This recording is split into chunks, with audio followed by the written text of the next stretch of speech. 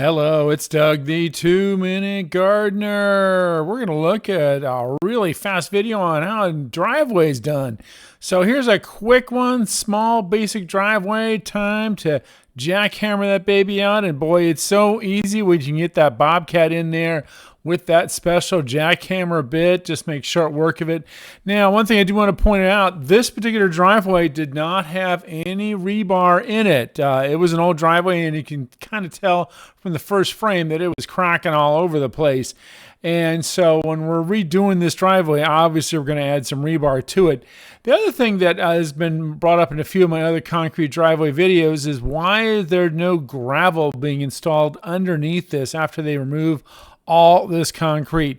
Here in San Diego, there are some parts of town where the dirt is so incredibly rock hard, you actually don't need to do it. As long as you do that rebar that's reinforced and put every 24-inch spacing on the grid, as you're about to see. But that guys are jackhammering away and scooping it all out. Oh, so nice to not have rebar in there, but now we're going to have rebar. So here's the pumper truck, and yes, even though it is a front yard, they are going to pump it in here just to make sure they have absolute control on where that concrete is going.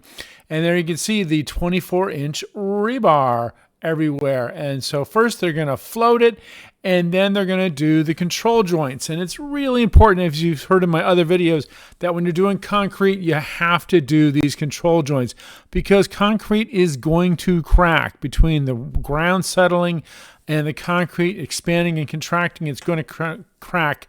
So these control joints are where the concrete's going to crack. Now, this particular driveway, they did the control joints every 8 feet.